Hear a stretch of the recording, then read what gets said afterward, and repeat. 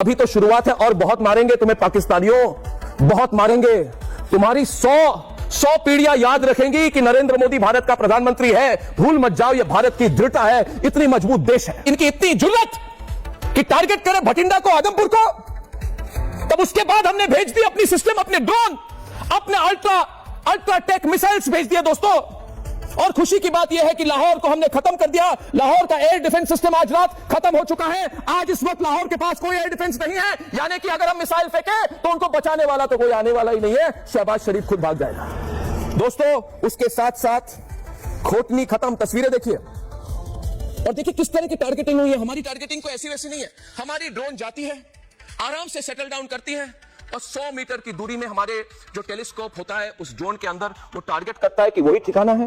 और फिर हम घर में घुस के वार्निंग देके आराम से और तसल्ली से हम उनको मारते हैं। और पूरे पाकिस्तान में दोस्तों ऐसी तस्वीरें हो रही है सुबह से, पूरे पाकिस्तान में। ये देखिए लाहौर में घर में घुसकर मारा। ये देखिए दोस्तों रावलपिंडी में हमने उनको घर में घुसकर मारा। ये देखिए घोटली सियालकोट में घर में घुसकर मारा। ये देखिए दोस्तों कराची में हमने उनके घर में घुसकर मारा। और मैंने कहा था पाकिस्तानियों समझ जाओ, सुधर जाओ, तुम कुछ नहीं हो, तुम खत्म हो, तुम्हें खत्म बिकाऊ देश हो। तुम्हारे पास कोई सिस्टम नहीं है बाकी, ना पैसा है ना पानी है तुम्हारे पास, कुछ बाकी नहीं है तुम्हारे पास। अब हम आए तुम्हें खत्म करने और तुम्हें खत्म करेंगे, उसके पहले तुम्हें हम रुलाएंगे। दोस्तों अब ये रो रहे हैं, कह रहे अल्लाह हमें बचा दो, अल्लाह हमें बचा दो, अल्लाह हमें बचा दो। ये तस्वीर देखिए दोस्तों, 2 वीडियो प्ले करूंगा। जब हमने उनको मारा, हमने उनको कहां मारा दोस्तों? गुजरावाला में मारा, चकवाल में मारा, बहावलपुर में मारा, मोदी सरकार ने उन्हें कराची में मारा, हमने उनको चोर में मारा, रावलपिंडी में मारा और अटक में मारा। और इसलिए दोस्तों मैं कह रहा हूं रिपब्लिक भारत देखिए, ये तक वाले और ये 1 2 3 4 9 वाले चैनल ना देखें, इधर उधर की खबर देखें, ये हम टॉलरेट नहीं करेंगे। दोस्तों एक पाकिस्तानी यूट्यूबर ठीक सवाल पूछा है। अब दोस्तों आपने देख लिया वो बात। अरे ईरान जब अटैक करता है इसराइल पे, 100 में से एक मिसाइल तो टारगेट पे पहुंचती है, पाकिस्तान का एक भी नहीं पहुंचा। ये देश ऐसा देश है दोस्तों, कुछ नहीं कर सकता, कभी कुछ नहीं होगा इस देश का।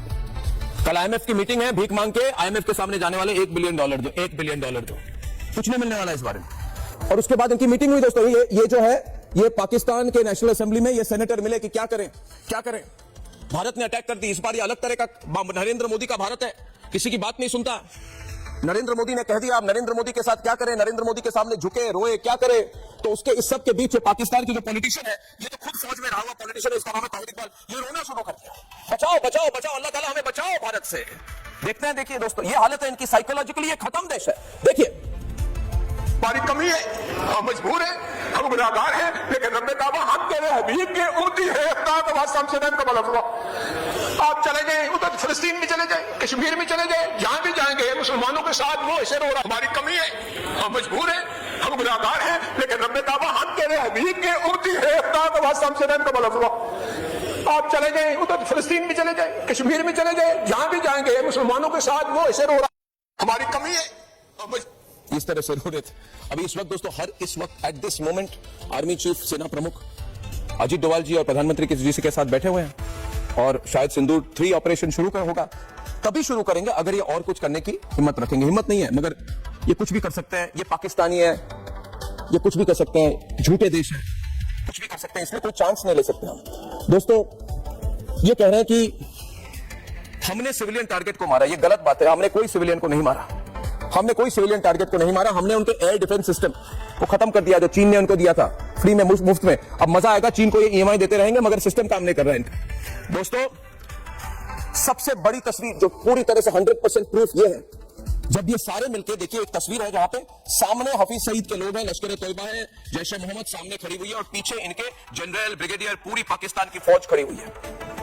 इनके जो टेररिस्ट है जिनको मारा गया, जो आतंकवादी है, इनके ताबूत पर पाकिस्तान का झंडा लपेट के पाकिस्तानी फौज इनको ले जा रही है। देखिए दोस्तों ये स्टेट फ्यूनरल देते हैं, ये विजुअल है, ये स्टेट फ्यूनरल दे रहे हैं आतंकवादियों को और इसके बाद कहते हैं हमें आतंकवादियों के साथ कोई लेना देना नहीं है। ये तो प्रूफ है, इससे बड़ी बात क्या है? ये कहते हैं हम दहशतगर्द हमारे देश में। अरे भाई इसमें दोस्तों 15 जनरल, 17 ब्रिगेडियर और 21 कर्नल, ये जो लास्ट राइट से अंतिम संस्कार है इनके टेररिस्ट के, ये 17 इतने 40-50 बड़े सीनियर अफसर थे आर्मी के। इससे क्या प्रूफ होता है? प्रूफ यही होता है कि पाकिस्तान की आर्मी, पाकिस्तान की फौज एक आतंकी फौज है।